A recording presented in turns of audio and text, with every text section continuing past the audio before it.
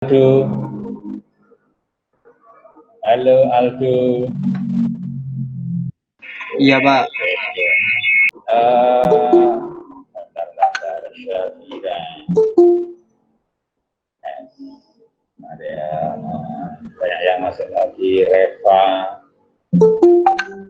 Ibrahim, Rafi.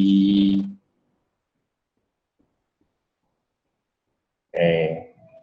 Halo Aldo, apa sih yang dimaksud dengan konsumsi?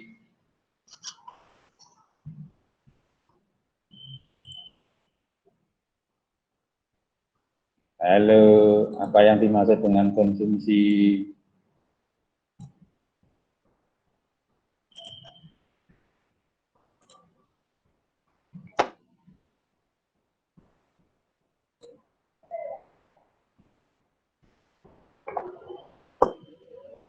Halo Aldo, apa yang dimaksud dengan konsumsi? Suatu kegiatan memakai atau menghabiskan nilai guna suatu barang dan jasa untuk memenuhi kebutuhan. Almaira, halo Almaira. Sedikit mengingatkan kembali sebelum masuk ke berikutnya. Halo Almaira. Halo Almaira.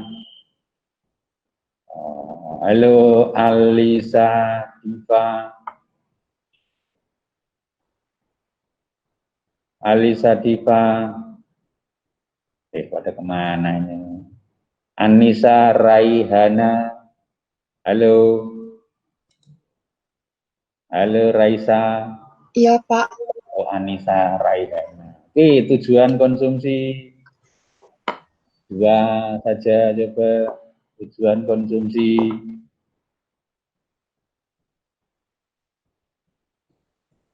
Halo Anissa Raihana, tujuan konsumsi.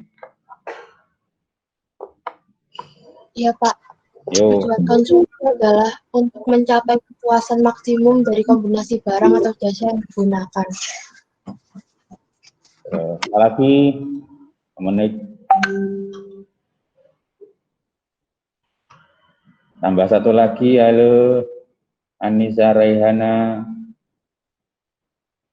Menit kepuasan. Terus ada lagi mungkin sesuai dengan definisi tadi yang disampaikan oleh Aldo.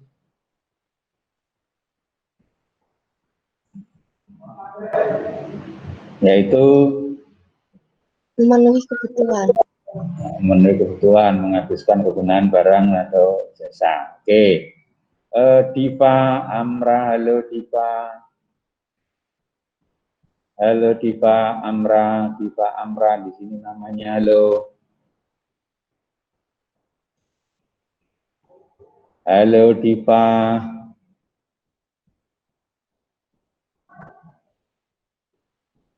Halo Diva. Oke, enggak. Di dalam pendekatan konsumsi, teori konsumsi ada dua pendekatan, kardinal dan ordinal. Halo, siapa ini? Hani Aulia, halo Hani. Halo Hani.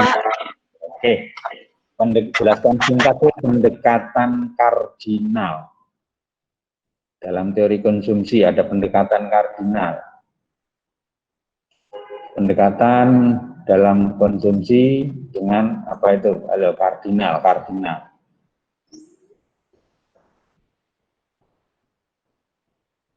Daya guna dapat diukur dengan satuan uang atau utilitas. Utilitas, oke. Bahwa kegunaan barang atau jasa yang dikonsumsi dapat diukur dengan utilitas atau dapat istilahnya dihitung atau dihitung dengan angka-angka. Oke. Satu lagi, nanti kita pindah ke berikutnya. Halo Putri Salsabila. Iya Pak. Oke, pendekatan ordinal. Teori konsumsi dengan pendekatan ordinal.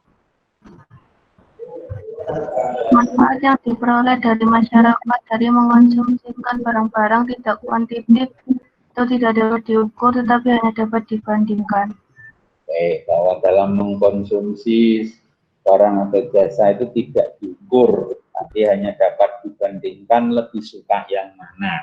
Oke, nambah satu saya bagi. Halo Tiara. Oke, di dalam halo Tiara. Halo Tiara.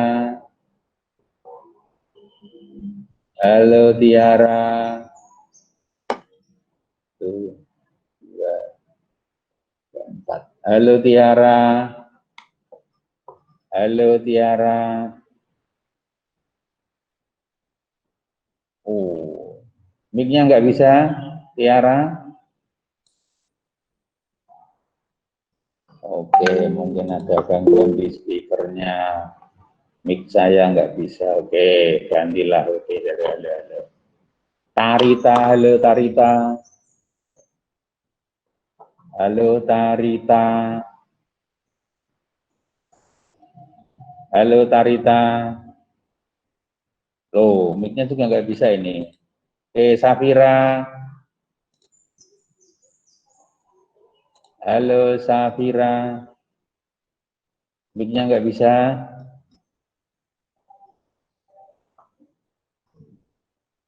Safira, halo Safira.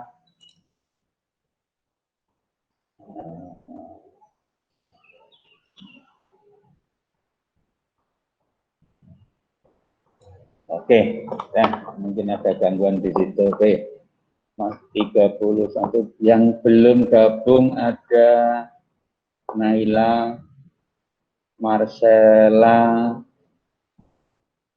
Auste, Nikolaus, dan Alma. Oke, kita lanjutkan untuk kegiatan ekonomi lainnya. Kalau kita yang sebelumnya sudah mempelajari tentang kegiatan konsumsi, berikutnya kita akan mempelajari tentang kegiatan yang dinamakan produksi. Oke, jadi kemarin rumah tangga konsumsi kita belajar apa itu konsumsi, ya, tujuannya, bagaimana teori pendekatannya, nanti peran rumah tangga konsumsi, nanti rumah tangga konsumsi kita gabung di belakang saja. Sekarang kita bahas tentang produksi. Terlihat ini ya tampilannya ya. Halo. Halo. Kelihatan, Pak. Kelihatannya kelihatan. Oke. Tahu mungkin belum saya upload ya materinya. Oke. Oke. Kita berikutnya membahas tentang kegiatan produksi. Nah, produksi sendiri mungkin sebagian besar dari masyarakat kita menyatakan bahwa produksi adalah menghasilkan barang atau jasa. Secara umum orang-orang akan mengatakan bahwa produksi itu ini. Akan tetapi secara dengan ilmu ekonomi bahwa produksi tidak hanya sekedar menghasilkan barang atau jasa, tetapi lebih luas dari itu, yaitu menambah nilai guna dari suatu barang atau jasa. Jadi menambah kegunaan. Jadi mungkin barang itu sudah ada, tetapi karena mungkin masih berada di tempat yang mungkin non jauh di sana, yang memerlukannya juga non jauh di sana, sehingga barang itu tidak mempunyai guna. Ketika barang itu sudah dipindahkan, ketemulah dengan konsumennya, barulah barang itu bisa menambah, barulah barang itu mempunyai kegunaan bagi konsumen. Misalnya ini suatu perusahaan buat barang kerajinan, ntar ada yang gabung lagi, Marcella.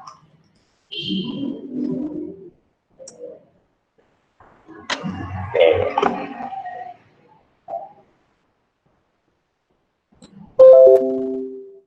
Karena ini menurut info yang sudah beredar, Google Meet juga akan dibatasi penggunaannya seperti Zoom yang free itu hanya sekitar 40 menit penggunaannya.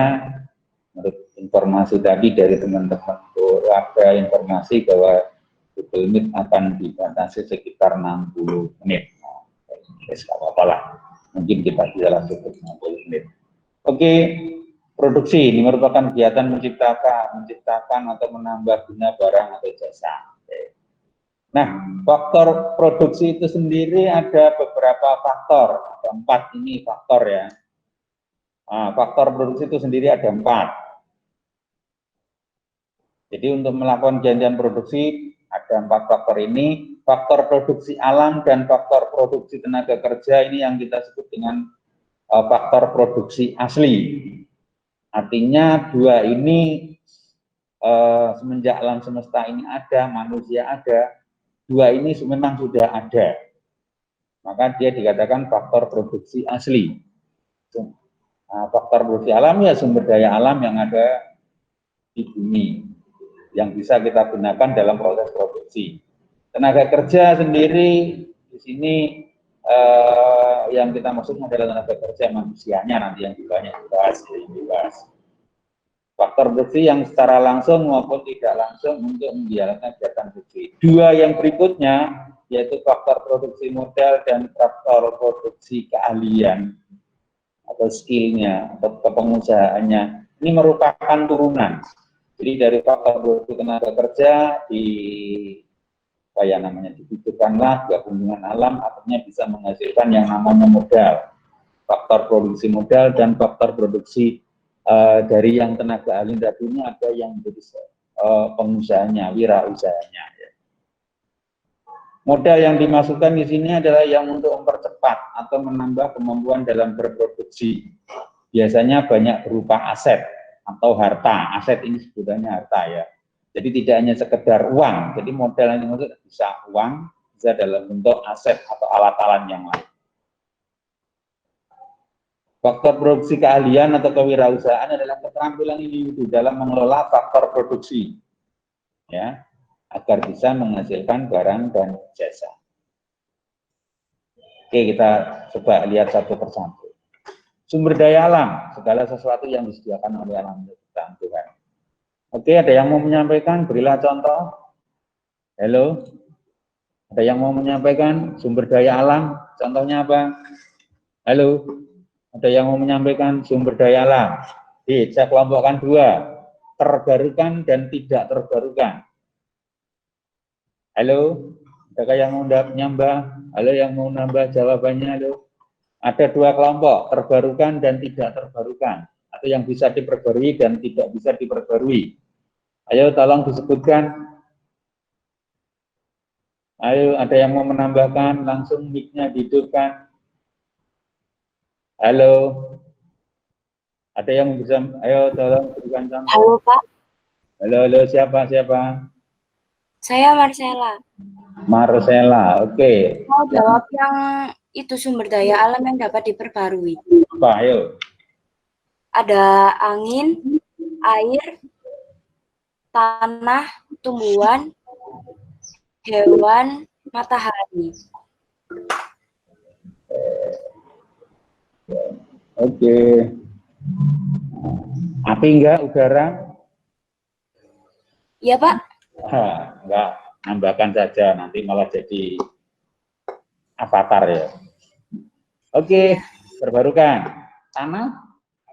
Oke, yang tidak. Ya, yang siapa yang mau jawab lagi? Yang tidak terbarukan siapa? Deliana. Iya, Pak. Oke, yang tidak terbarukan. Bentar. Speakernya kok agak terganggu, bagaimana coba ulang? Deliana. Mic-nya. Minyak bumi sama batu bara. Minyak bumi? Batu bara. Nah, oke, kelompok di barang tambang ya. Oke, wis. Deliana.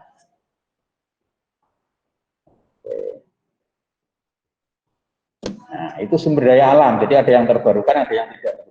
Maka untuk sumber daya alam yang tidak terbarukan, kita penggunaannya baik yang terbarukan maupun tidak lah. Oke. Kita menggunakannya harus tidak kita eksploitasi secara besar-besaran, tapi kita eksploitasi secara apa ya namanya. Kita juga harus memikirkan untuk masa depan atau ketersediaan untuk ke generasi yang berikutnya. Tidak hanya sekedar kita eksploitasi sebesar-besaran saat ini, kemudian nanti di berikutnya sudah habis. Apalagi kalau misalnya sumber daya alam yang tidak terbarukan, misalnya kalau sekarang BBM. Maka sekarang BBM ada yang terbarukan, yaitu dari tumbuh-tumbuhan yang bisa dikelola, yang bisa diolah menjadi BBM. Misalnya ada biodiesel, ya itu kan campurannya ada juga dari tumbuhan. Bahkan sekarang juga akan dikembangkan terus untuk BBM yang bisa terbarukan. Oke, kita pindah ke berikutnya. Nah, sumber daya alam tadi sudah. Sumber daya tenaga kerja manusia dikelompokkan, ada yang terdidik.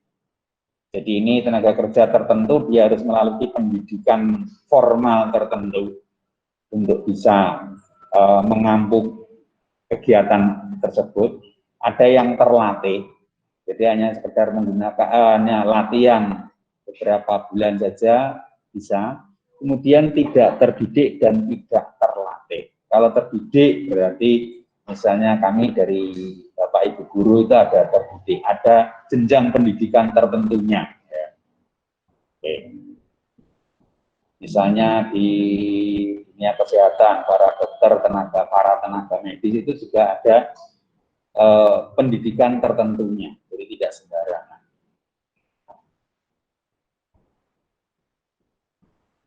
Misalnya lagi untuk yang orang-orang yang membuat rancang bangunan itu juga kan ada terdidiknya. Mereka harus belajar ilmunya. Nanti kalau tidak, membuat gedung bertingkat, ambruk. Seperti yang mungkin dulu pernah kasus di Kalimantan, ruko tingkat 4 atau tingkat 3 ambruk. Menurut berita yang berkembang, diantaranya adalah kesalahan dalam perencanaan. Misalnya di tenaga kerja yang di bidang bom itu juga perlu pendidikan tertentu. Terlatih. Terlatih berarti dengan latihan tertentu. Pelatihan tertentu. Biasanya keterampilan tertentu ya. Misalnya kalau ada yang menjahit itu perlu keterampilan tertentu ya. Mereka juga latihan, mereka ikut kursus tertentu. Ya. Kemudian mungkin ada montir, bengkel dan sebagainya, itu juga perlu pelatihan tertentu. Tidak terdidik dan tidak terlatih. Jadi ini pekerjaan-pekerjaan yang bisa dikerjakan oleh semua orang tanpa memerlukan pendidikan maupun pelatihan tertentu. Hampir semua orang bisa. Jadi kalau hanya sekedar misalnya memindahkan barang dari satu tempat ke tempat yang lain, itu semuanya bisa. Tapi kan tergantung nanti kekuatan dari masing-masing.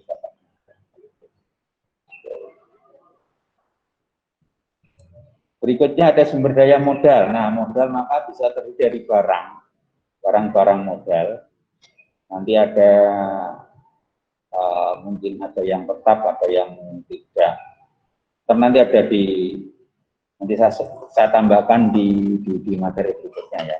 Jadi modal bisa berupa barang, bisa berupa uang. Bisa nanti ini berupa barang bahan baku dan biasanya berupa peralatan atau misalnya yang dihasilkan dalam proses produksi. Uang, modal yang berikutnya. Kemudian kewirausahaan, ini ada yang namanya managerial skill. Jadi kemampuan seseorang untuk mengorganisir faktor-faktor produksi tadi, yang 4 tadi ya. Ya kan 4 tadi. Itu yang pandai ke sana. Dengan diorganisir, maka kegiatan produksi bisa berjalan dengan baik, lancar, efisien. Hasilnya bisa maksimal. Ada yang technological. Jadi mereka kewirausahaan, dia punya kemampuan. Jadi seorang wirausaha paling tidak punya kemampuan ini ada managerial skill, technological skill, dan organization skill. Jadi punya kemampuan mengorganisasi faktor produksi, kemampuan teknik, dan kemampuan memimpin. Nih, kemampuan yang diharapkan bisa dimiliki oleh seorang wirausaha agar nanti kegiatan produksi bisa berjalan dengan baik. Tujuannya ini menyebutkan masyarakat, menganti barang usaha, perkembangan zaman, memenuhi kebutuhan pasar internasional. Ya sebetulnya tidak hanya internasional ya, ini juga ada mungkin kita tambahkan, ya juga ada regional maupun internasional. Ini kalau ini kebutuhan dalam negeri, mungkin ini kebutuhan luar negeri, ekspor ya. Baik, katakan tadi, sebentar saya kecilkan sedikit. Terlalu gede. Oke, ya. Mengikuti perkembangan zaman, coba kalian perhatikan mungkin alat-alat komunikasi yang kalian gunakan itu kan selalu berkembang ya. Maka dia ada bahwa tujuan produksi diantaranya mengikuti perkembangan zaman. Ya jelas sebagai pengusahanya tujuan berikutnya ya untuk untuk mendapatkan keuntungan, karena seorang yang melakukan kegiatan produksi kalau tidak dapat untung ya malas ya nanti. Kemudian juga meningkatkan kemakmuran baik diri sendiri, masyarakat maupun bisa negara. Karena nanti dalam rangka misalnya ini pertumbuhan ekonomi, nanti ada pendapatan per kapita yang akan dibahas di kelas 11.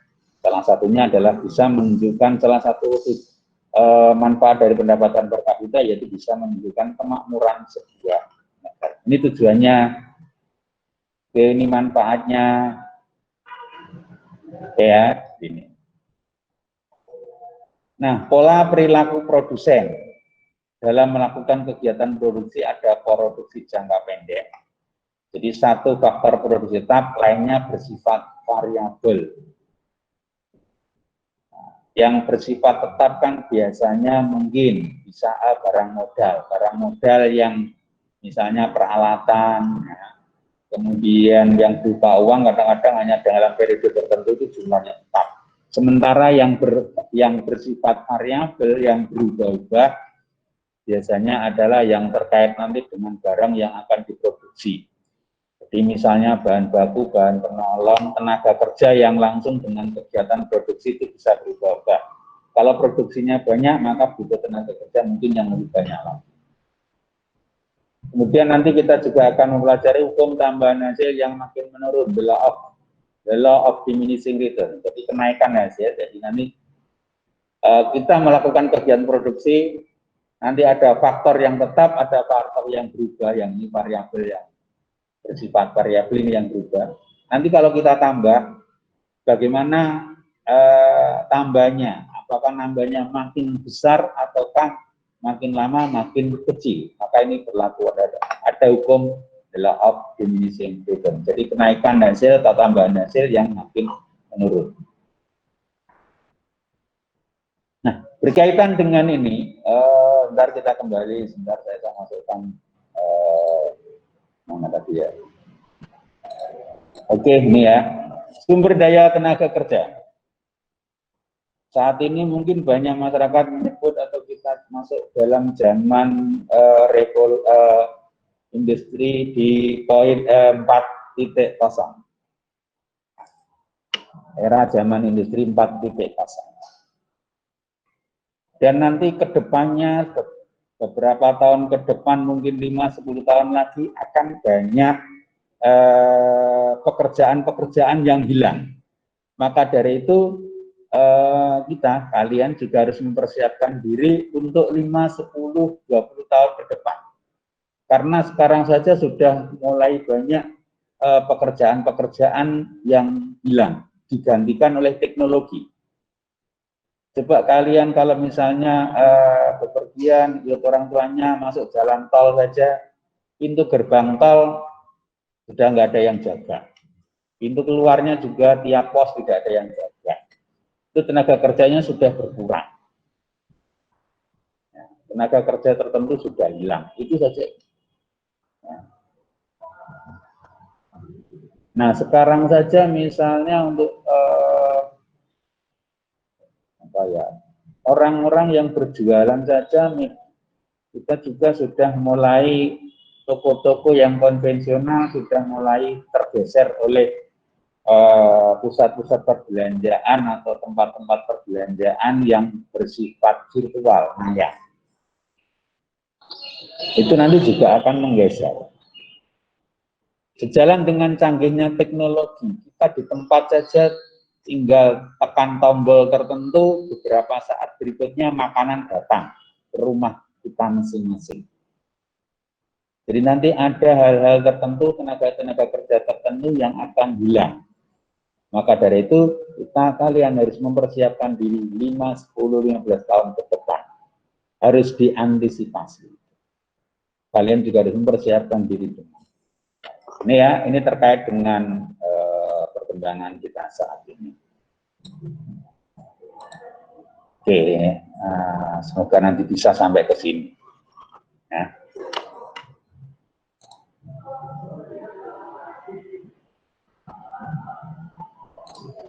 Nah, adakah yang gabung lagi siapa ini? Naila.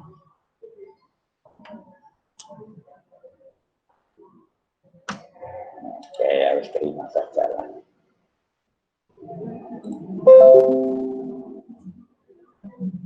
Nah, dalam nanti kita memproduksi, nah kita balik ke sini. Tadi ada produksi jangka pendek, jadi satu faktor produksi tetap, lainnya bersifat variabel. Maka dalam kegiatan produksi untuk menghasilkan atau menambah kegunaan barang atau jasa, pasti diperlukanlah biaya. Nah, ini baik yang nanti produksi itu faktor produksi yang tetap maupun yang bersifat variabel, yang berubah-ubah. Kalau nanti itu faktor produksi yang bersifat tetap, maka nanti kita sebutnya adalah biaya tetap ini, fixed cost-nya. Ya. Jadi konsep-konsep biaya produksi tadi yang faktor produksi tetap, kita nanti menghitung biayanya namanya biaya tetap, fixed cost. Sedangkan yang tadi berubah-ubah atau yang variabel ini ya, nah, nanti kita sebut nanti dia adalah biaya variabel, variable cost. Biaya variabel atau variable cost. Nah, kalau biaya tetap dan biaya variabel dijumlah, nah, yang disebut dengan total cost-nya, biaya totalnya. Jadi biaya total suatu kegiatan produksi itu adalah diperoleh dari biaya tetap ditambah dengan biaya variabel. Biaya tetap misalnya begini. Ketika kalian mengamati di lingkungan sekitar, misalnya ada di situ ada penjual, misalnya ada nasi goreng, goreng saja dan cincang. Kalau kalian amati, maka nanti barang-barang tetapnya pasti mereka ada. Misalnya, oh rombongnya. Itu kan tiap hari ya sudah itu saja ya. Oh misalnya kompornya. Oh misalnya lagi, oh ada, bukan LPG-nya, tabungnya dan selangnya itu. Mungkin alat-alat masak yang lainnya. Ya sudah itu. Yang sering berubah-ubah, silakan perhatikan. Oh misalnya itu, oh iya, nasinya dia bawa tadinya satu tempat besar, berikutnya loh makin lama makin muncul. Oh minyak, sayurnya, ikannya dan lainnya. Itu yang bersifat variabel, berubah-ubah. Ya. Yang tetap tadi alat-alatnya, biaya alat-alatnya. Jadi alat-alatnya memang tidak berkurang, tapi makin lama secara kegunaannya kan makin berkurang. Maka suatu saat dia perlu mengganti alat-alat itu. Nah, pengurangan itu nanti dimasukkan dalam biaya tetap.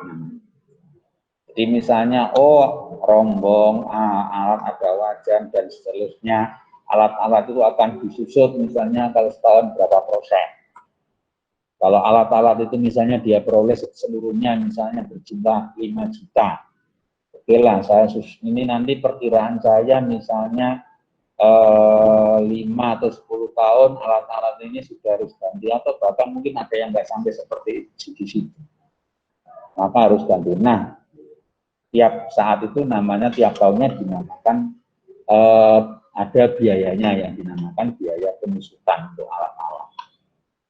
Biaya variabel ya berubah-ubah. Kalau misalnya bahan-bahannya kan belum tentu sama, mungkin setiap waktu mungkin bisa berubah-ubah. Kalau dia menghasilkan banyak, ya biaya variabelnya secara keseluruhan banyak. Kalau dia hanya menghasilkan sedikit, ya berarti biaya variabelnya sedikit secara keseluruhan. Ini tentang biaya. Jadi misalnya kalau kita di rumah itu ada listrik, listrik itu kan setiap bulan juga dikenakan apa ya, semacam abonemen gitu ya. Jadi digunakan atau tidak, kita harus membayar biaya bulanan yang besarnya adalah sama. Nah, itu namanya biaya tetap. Sebetulnya saya nggak tahu apa itu. Biaya tetap. Kalau ngitung KWH-nya itu variabel. Kalau misalnya di listrik. KWH-nya itu variabel. Kalau kalian misalnya menggunakan alat komunikasi, ada pulsa, ada paketan, itu kan variabel. Kalau makin sering digunakan, ya berarti makin banyak biayanya. Kalau tidak digunakan, ya sudah. Sementara HP-nya sendiri makin lama kan nanti nilainya makin berkurang. Nah, itu biaya tetapnya. Apalagi yang mau gabung Alma. Yes, tak apa-apa telah titik. Tinggal auste. Itu ya. Kalau ada yang mau disampaikan silakan, nggak apa-apa ya, boleh. Kemudian biaya tetap rata-rata atau juga nanti average fixed cost. Jadi ini AFC, dari FC dibagi Q, sama biaya variabel rata-rata berarti ABC-nya BC dibagi Q. Biaya total rata-rata atau average cost-nya berarti dari AFC ditambah ABC atau AC sama dengan TC dibagi Q. Sementara biaya marginal atau marginal cost yaitu delta TC dibagi delta I. Ini rumus-rumus tentang biaya produksi. Nah, selain biaya, maka perusahaan itu ketika sudah menghasilkan dan dijual, maka kan akan memperoleh yang namanya penerimaan atau pendapatan. Jadi yang pertama misalnya ada penerimaan total revenue TR. TR itu dihitung dari rumus P kali Q atau Q kali P, atau juga TR bisa diperoleh dengan AR kali Q. Ini saya balik. AR kali Q, average revenue. Penerimaan marginal atau marginal itu delta TR dibagi delta Q. Sementara penerimaan rata-rata tadi diperoleh dari total revenue dibagi dengan Q. Ya, ini rumus-rumusnya. Nah, rumus TR dan konsep biaya dan konsep penerimaan. Bagaimana nih kemudian ada laba atau rugi? Oke, berikutnya. Oh, ini nggak usah dulu nanti. Kita masuk sini dulu. Oke. Setelah kita menghasilkan barang dan dijual, barang atau jasa dijual kepada konsumen, akan memperoleh pendapatan. Sedangkan barang atau jasa yang kita jual tadi memerlukan biaya produksi. Maka bagaimana nanti menghitung laba atau rugi? Jadi laba atau rugi usaha itu kita hitung dari TR, total revenue, penerimaan total, dikurangi dengan biaya total. Apabila hasilnya positif, berarti TR min TC misalnya hasilnya 10, berarti 10-nya ada laba. Jika kalau TR dikurangi TC hasilnya min 5, berarti itu rugi. Jadi angkanya tidak usah diberi min, tapi cukup diberi keterangan rugi. Dan apabila TR dikurangi TC hasilnya 0, berarti tidak laba juga tidak rugi. Salah. Nah, atau istilahnya break even point. Nggak tahu tulisannya, moga-moga benar, kalau kasaran nanti bisa dibetulkan. Break even point atau titik pulang pokok, yaitu ya penerimaannya sama dengan biaya. Dan suatu perusahaan berdasarkan ilmu ini matematika dan gabungannya dengan ekonomi, nanti matematika ekonomi atau ekonomi perusahaan atau apalah nanti sebagainya. Jadi laba maksimum bisa diperoleh apabila marginal revenue sama dengan marginal cost. Jadi penerimaan marginal sama dengan biaya marginal. Dan ini nanti kalau misalnya diwujudkan dalam sebuah kurva, nanti kalau mungkin waktunya nutup ya, okelah saya tambahkan sedikit tentang kurva. Kurva ada laba maksimum, ada laba laba maksimum gitu ya, bagaimana nanti konsepnya ya. Jadi itu nanti apabila penerimaan marginal sama dengan biaya marginal itu akan diperoleh laba maksimum. Laba maksimum di sini maksudnya tidak mesti laba ya. Jadi maksudnya begini, saya tambahkan keterangannya. Jika laba itu paling tinggi, karena jika rugi itu paling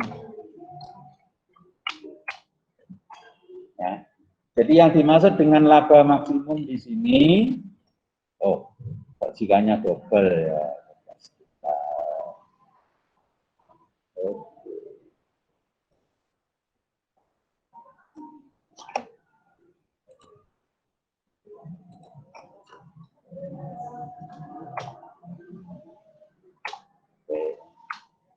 Ya, jadi yang maksud laba maksimum itu asumsi kita tidak harus laba ya. Jadi maksudnya kalau perusahaan itu memperoleh laba dengan jumlah produksi tertentu, ini nanti kan yang dicari adalah nilai Q-nya ya. Dengan jumlah produksi tertentu, jadi kalau dia memperoleh laba adalah laba yang paling tinggi. Artinya misalnya kalau MC sama dengan MR nanti diketahui angkanya 100. Berarti dengan memproduksi 100 itu labanya paling tinggi. Kalau ditambah lagi, misalnya 105, itu labanya makin berkurang. Kalau misalnya dikurangi lagi, misalnya 95, labanya juga berkurang. Itu maksudnya laba tertinggi. Jadi kalau misalnya dia rugi yang paling kecil. Jadi kalau misalnya dia menderita ruginya adalah 10. Kalau jumlah barangnya ditambah, maksudnya rugi 10. Berarti kalau saya nambah produksi, mungkin kerugiannya akan tertutup, tidak bisa. Nanti kalau dalam hitung-hitungan matematisnya, ketika jumlah produksinya ditambah, ruginya makin besar. Ketika jumlah produksi dikurangi, ruginya juga makin besar. Maka ruginya ya di situ tadi. Misalnya 10 ya sudah, di 10 itu I-nya. Maka untuk mencari merubah itu ya kita kalau yang konsep tadi ada biaya variabel dan ini, dalam jangka pendek ada faktor produksi tetap dan yang lainnya bersifat variabel, maka yang yang dianalisa tidak hanya sekedar satu faktor produksi saja, tapi akan menganalisa banyak faktor yang harus dianalisa faktornya. Karena dalam ilmu ekonomi nanti kalau kita belajar ilmu ekonomi akan berlaku yang namanya hukum ceteris paribus. Jadi kalau satu faktor kita analisa, kita rubah-rubah, maka faktor yang lainnya dianggap tetap. Jadi kalau tadi misalnya ada 4 faktor produksi yang kita rubah, misalnya faktor produksi tenaga kerjanya ditambah, dikurangi misalnya gitu ya. Maka yang lainnya faktor produksi alam, tadi modal, dan skill-nya juga nggak mengalami perubahan. Jadi yang dianalisa satu, yang lainnya dianggap tetap. Oke, sebentar. Oke, saya carikan angka-angkanya, mudah-mudahan bisa kita masukkan di sini. Kemarin saya masuk tahapannya, saya dekatkan dirubah lagi. Oke.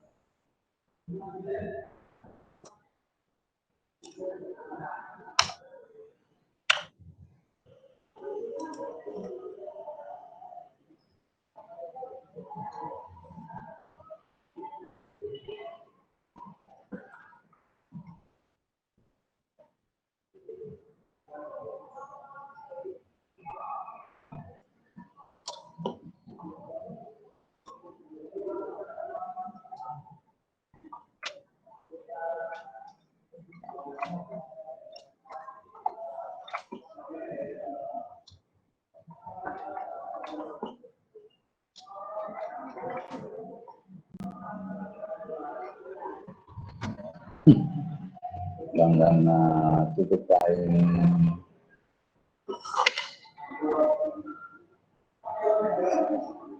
Ternyata kurang.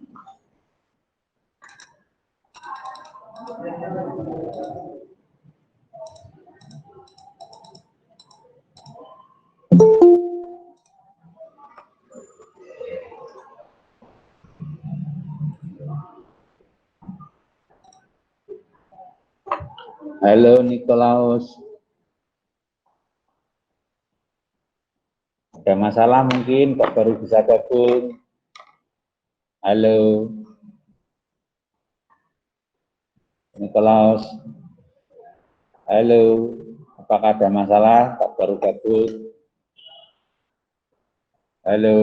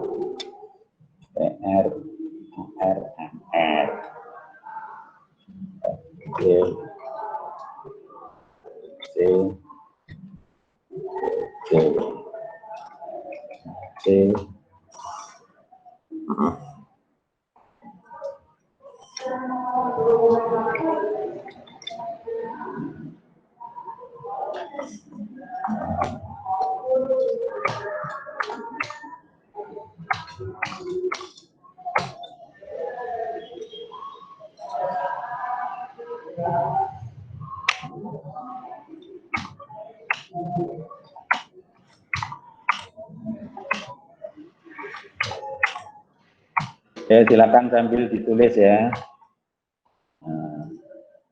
B-nya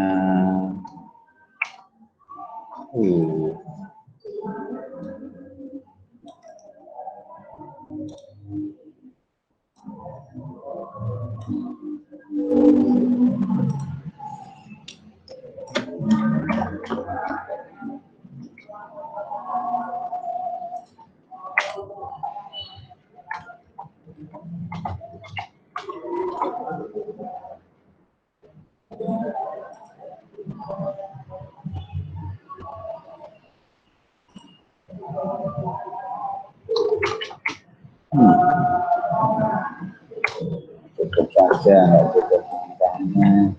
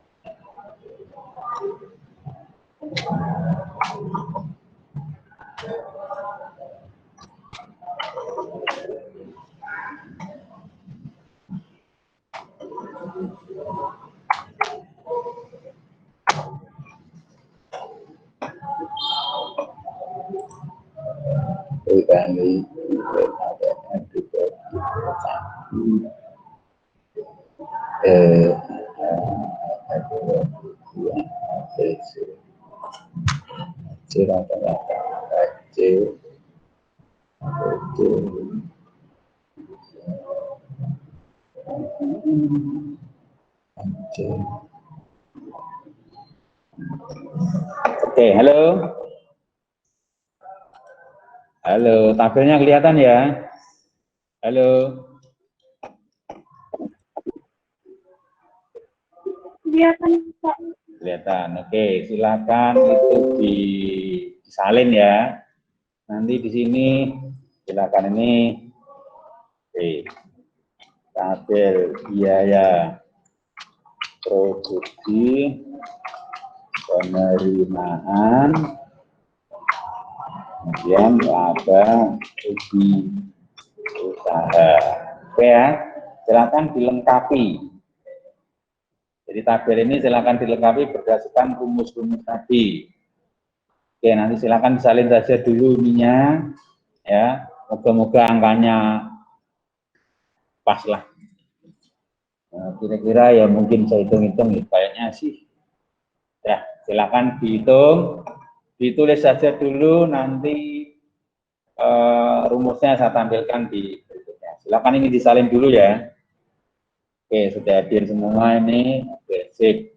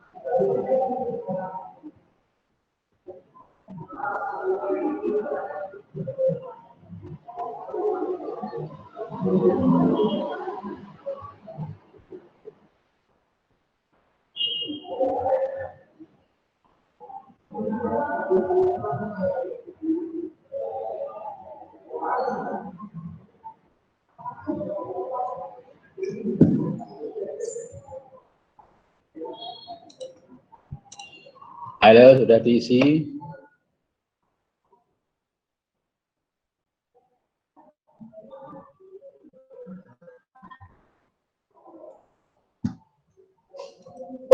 Halo.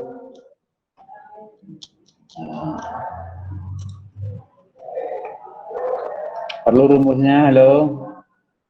Halo. Ini sudah ditulis? Tadi sudah. Rumusnya? Oke, ini rumusnya ya. Yang TC. Kalau sudah itu, saya tadi sambil merekap nih laporan apa yang kemarin.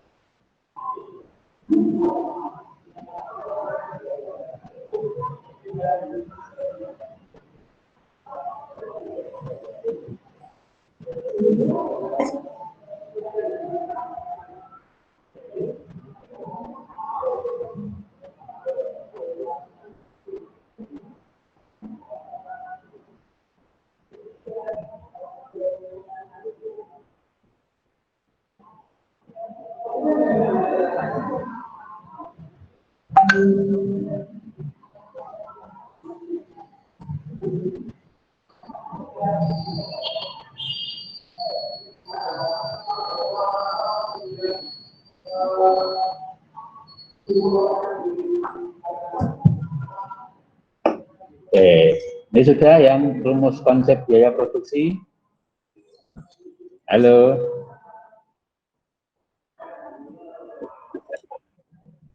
Oke, berikutnya ini ya. Nih, rumus berikutnya.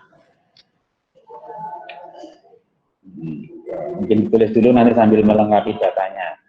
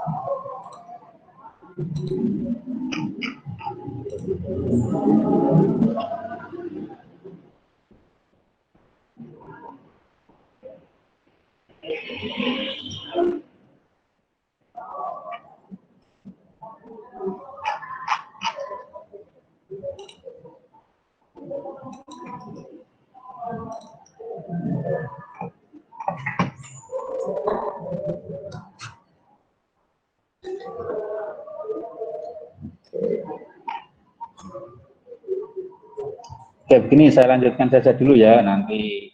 Halo? Halo, sudah ditulis tadi itu? Halo? Iya, Pak. Oke, saya lanjutkan dulu ya.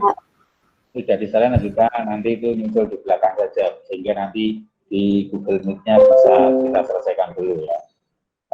Laba rugi ini tadi mungkin nanti saya kirimkan di itu. Untuk yang ini nanti dulu. Ini agak apa namanya, perlu waktu lama. Sekarang saya lanjutkan yang ini dulu.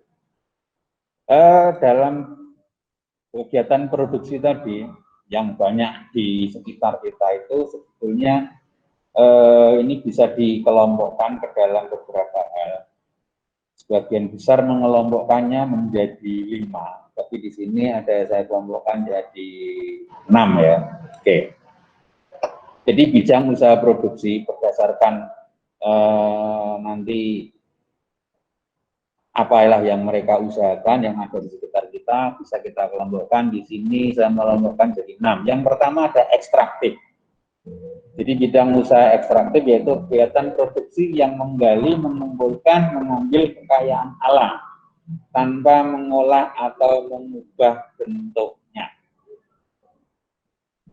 Jadi kalau perikanan laut ya misalnya nelayan, mereka melaut, dapat ikan terus dijual. Jadi tidak diolah ya. Tapi kalau mereka melaut, kemudian dapat ikan, diolah menjadi ikan kering atau ikan olahan lainnya, berarti sudah tidak termasuk ekstraktif. Ya. Perikanan sungai, misalnya di sungai orang mencari ikan di sungai, dapat ikan langsung dijual.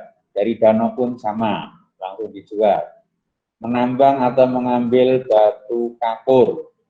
Jadi misalnya di daerah Gresik ini, di kota banyak pegunungan kapur, kemudian ditambang, dijuallah batu kapur itu, maka itu adalah kegiatan ekstraktif. Misalnya penambangan pasir di Sungai Brantas, dapat pasir, kemudian mereka jual, itu adalah ekstraktif. Ya. Kemudian misalnya ada lagi, kalau hutan biasanya sekarang sudah banyak diusahakan. Nah, ini adalah ekstraktif. Kemudian bidang yang kedua, usaha berikutnya adalah di bidang agraris, yaitu kegiatan produksi di bidang pengolahan sumber daya alam. Sumber daya alam, pengolahan daya alam. Jadi kalau misalnya tadi, ini contoh, perikanan laut saja, misalnya laut ya, ada petani, ada nelayan sana yang mengusahakan misalnya menanam rumput laut, budidaya rumput laut. Itu sudah tidak termasuk ekstraktif, tapi masuk agraris. Misalnya lagi ada orang yang mengusahakan perikanan di keramba-keramba di laut, itu juga tidak termasuk ekstraktif, tapi masuk di agraris. Karena mereka sudah mengolah sumber daya alam. Mengelola. Kemudian demikian juga sungai dan danau, kalau mereka ikannya itu diusahakan dalam keramba-keramba karena airnya mengalir, selain memanfaatkan danau itu untuk mungkin kegiatan yang lain, ada wisata, mungkin ada olahraga air, mungkin bisa untuk PLTA, barangkali juga mereka juga bisa mengusahakan untuk perikanan air tawar. Itu termasuk ekstraktif. Nah. Jadi kalau misalnya mengolah hasil tambang, Pertamina mengeksploitasi dari sumber minyak, kemudian diolah jadilah misalnya ada BBM dan lain-lainnya, itu tidak termasuk ekstraktif. Beda lagi ya. Nih, agraris. Jadi agraris ini meliputi pertanian dalam arti luas. Jadi yang di persawahan, perkebunan, perikanan darat, peternakan, kehutanan, hutan yang sudah diusahakan, perikanan laut mungkin juga perikanan laut, mungkin ada juga pertanian di laut, itu masuk di sini. Tambak itu juga masuk dalam sektor pertanian agraris. Perikanan darat ya sudah masuk di sini, baik yang nanti di pesisir maupun yang di pedalaman dengan air tawar. Ini masuk di agraris. Kemudian bidang yang ketiga adalah ada industri dan kerajinan. Ini mengolah bahan mentah menjadi barang setengah jadi ataupun menjadi barang jadi yang siap untuk dikonsumsi.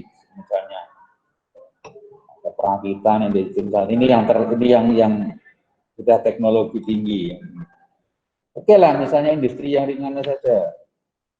Oh, misalnya saja orang berjualan nasi yang siap dengan lauknya dan sayurnya. Itu masuk ke kelompok industri, tapi industri makanan. Mereka juga menyediakan minumnya, ada kelompok industri minuman. Itu kan mengolah bahan mentah menjadi barang jadi, itu siap dikonsumsi. Misalnya ada pabrik air minum dalam kemasan. Ya.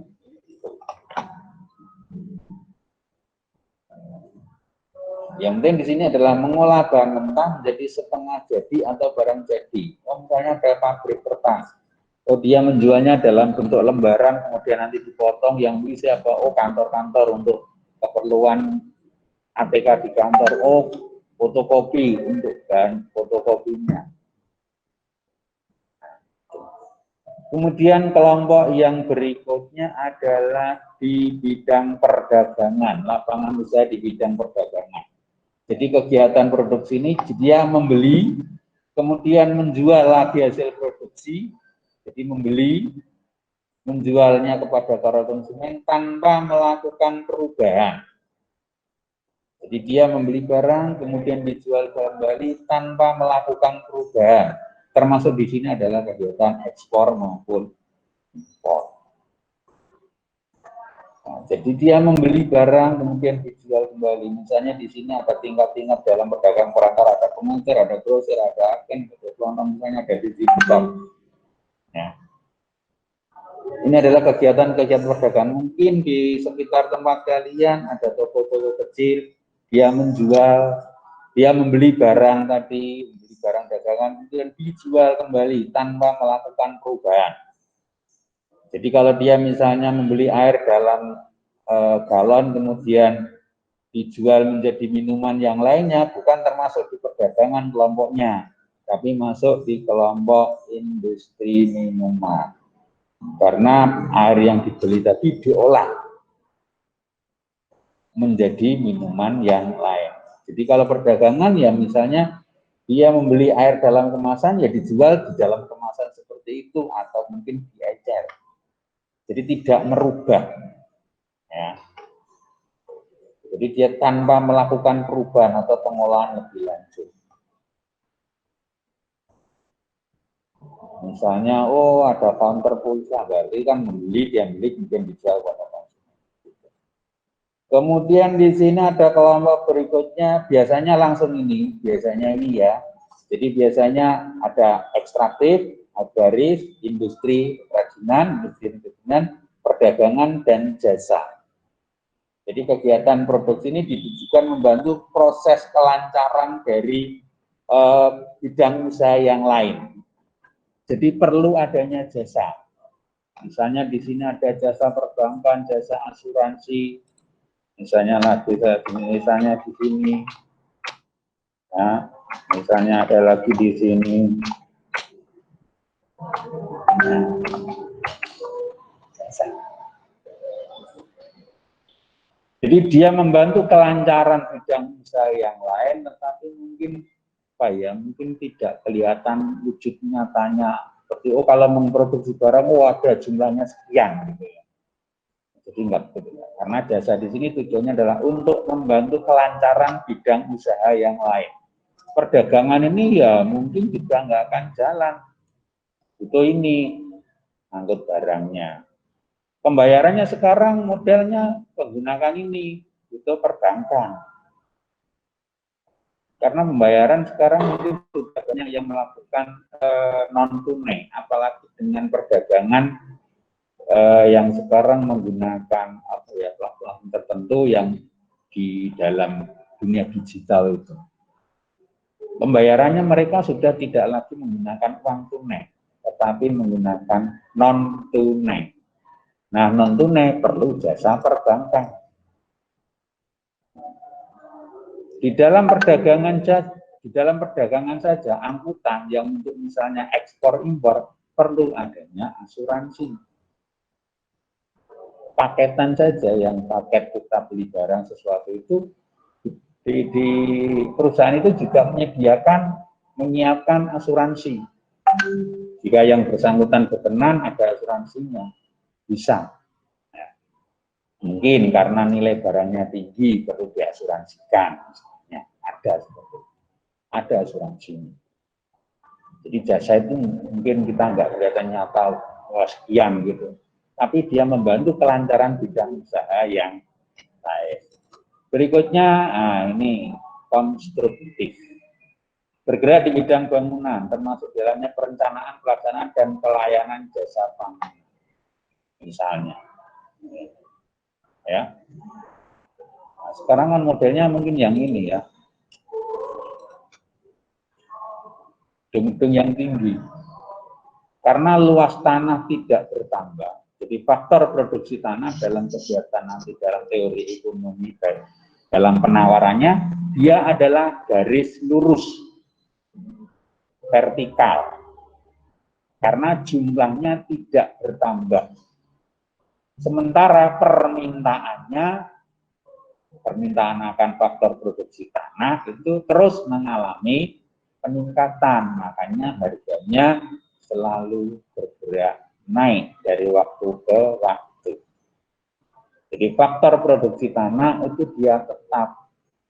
Makanya sekarang model bangunannya adalah vertikal, bukan lagi horizontal. Jadi dia dengan lahan yang tertentu saja dia bisa membangun banyak ruangan karena vertikal, bukan lagi horizontal. Konsepnya sekarang di situ. Karena faktor produksi ala yang berupa tanah harganya yang sangat mahal. Di Surabaya saja mungkin di wilayah-wilayah tertentu kita punya uang 20-30 juta hanya dapat 1 meter persegi, hanya bisa untuk berdiri saja. Untuk bangun rumah RSSSSS saja yang S-nya jejer-jejer. Sangat sempit, selonjor pun nggak sempat, itu saja nggak bisa. Makanya kalau dengan uang tertentu tadi, ya, makanya sekarang modelnya adalah gedung-gedungnya adalah vertikal. Nah. Oke, ini adalah bidang-bidang usaha atau lapangan usaha di dalam perekonomian yang kita bahas. Jadi secara umum biasanya 1 ada ekstraktif, 2 agraris, 3 industri, 4 perdagangan, 5 adalah jasa. Tambahkan yang 1 ini adalah di bidang konstruktif. Ada yang mau disampaikan dulu? Monggo silakan, ayo.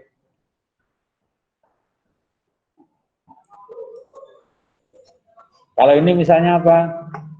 Tidak tahu kelihatan jelas atau enggak gambarnya ya. Halo? Halo? Terlihat jelas atau enggak ini? Halo? Terlihat? Ini adalah tabung LPG melon. Melon. Yang hijau itu 3 kilo. Termasuk di bidang produksi yang mana tadi? Ayo. Halo. Ayo, termasuk produksi yang mana?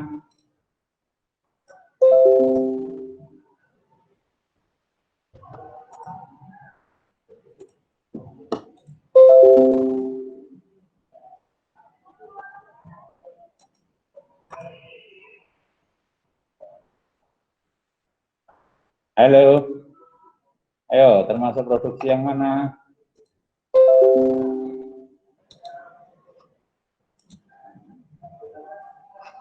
Ayo.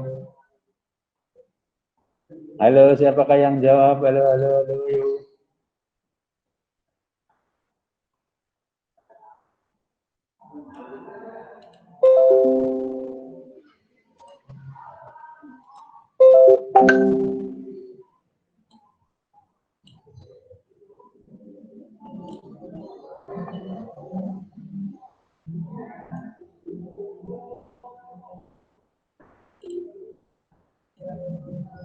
Halo. Hilang langsung.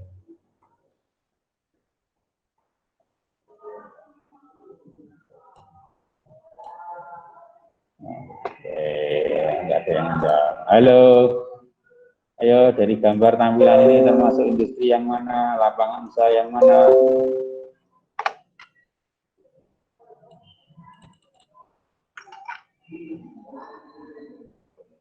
Oke, enggak ada yang tanya.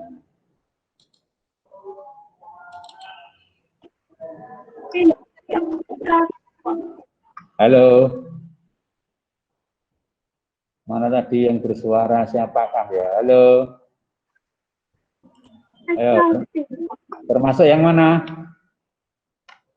LPG 3 kilo. Siapa tadi yang jawab ya? Ekstraktif bukan, Pak. Ekstraktif. Ayo, ini sudah dikemas loh ya.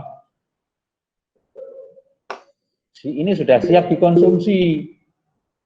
Artinya ini sudah siap digunakan oleh ya di termasuk kelompok Perdagangan. Bukan ini dalam jumlah banyak, bukan di toko loh ya, bukan di toko, ini masih di apa namanya ya, di SPBE itu ya, termasuk kelompok industri. Oke, di kelompok industri. Ada hambatan ini, bentar watak mogok nggak bisa digeser ya.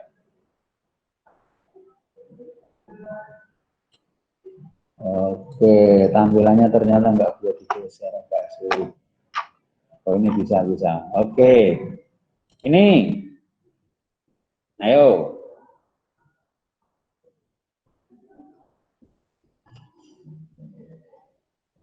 Ayo, ini yang mana nih? Ini mungkin sudah kombinasi ya. Ayo, ada yang divingnya sambil menikmati ini, ayo. Ayo, ini sudah dikembangkan loh ya. Jadi ini mungkin kalau ini termasuk di objek wisata, berarti masuk di kelompok jasa ya. Ya kan wisata laut yang kita bisa diving, kemudian menikmati keindahan di dalamnya, baik ikan-ikannya maupun di lingkungan biotik atau abiotik maupun biotik yang ada di dalamnya. Ya. Jadi kalau ikan-ikannya ini kan tidak diusahakan, memang sudah disiapkan oleh alam. Jadi kalau ikan-ikannya ini, tapi kemudian oleh manusia ini dikelola menjadilah sebuah objek wisata yang suka dengan keindahan di laut, yang suka dengan wisata air, yang suka dengan di pedalaman.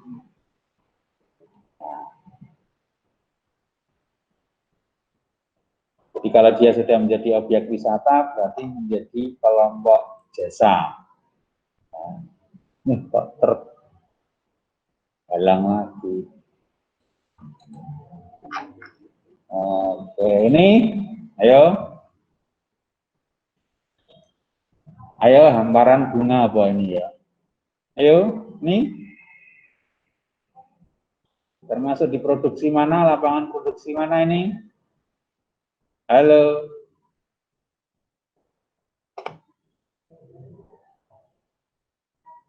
Halo. Ayo yang ini. Turun aja. Ini.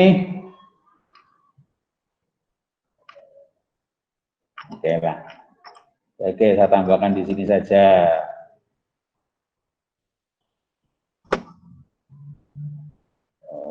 Oke, sementara itu ya untuk presentasinya saya tutup dulu.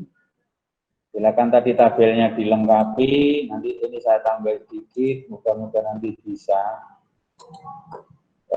Ada gangguan gini ya, tidak bisa di-insert.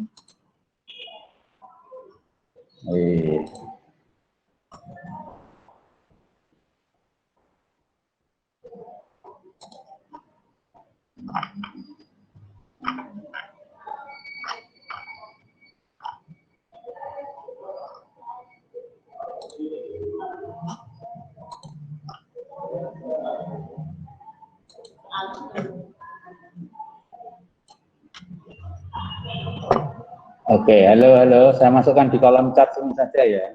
Oke.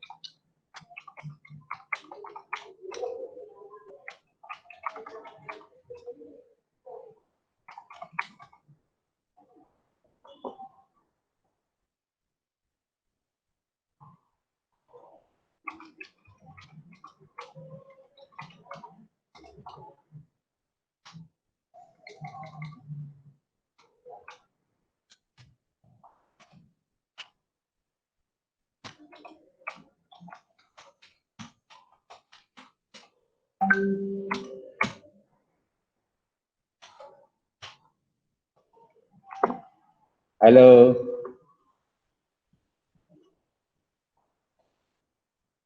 Halo. Halo. Oke, tolong perhatikan dulu. Silakan dilihat di kolom chattingnya, yaitu ditambahkan untuk yang tabel tadi ya, ditambah tabel tadi, berilah contoh lapangan usaha. Jadi dari 6 macam tadi ya, masing-masing ada 4. Oke, nanti saya masukkan di classroom-nya ya.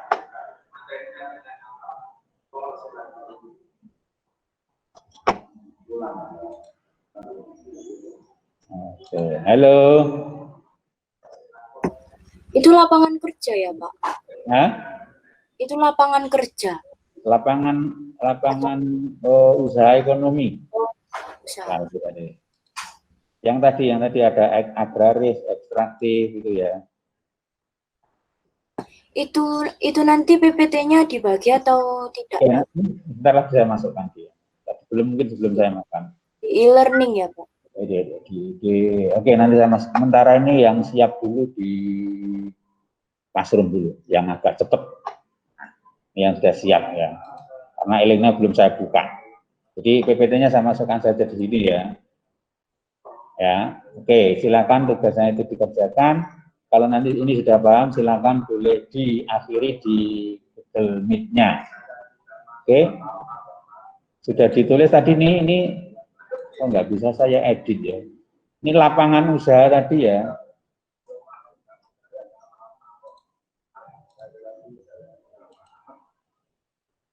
Oh iya, ini nggak bisa ngedit ya.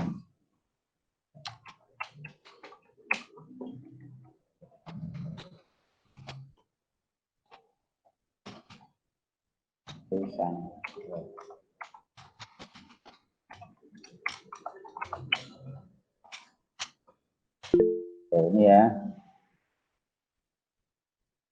Oke, jika tadi sudah ditulis yang tadi tabelnya, silakan dilengkapi ditambah dengan yang ini. Silakan yang sudah menulis dan memahami tugas ini boleh diakhiri di Google Meet-nya. Oke, boleh keluar dari Google Meet, boleh link-nya, boleh. PPT-nya saya masukkan di BCR.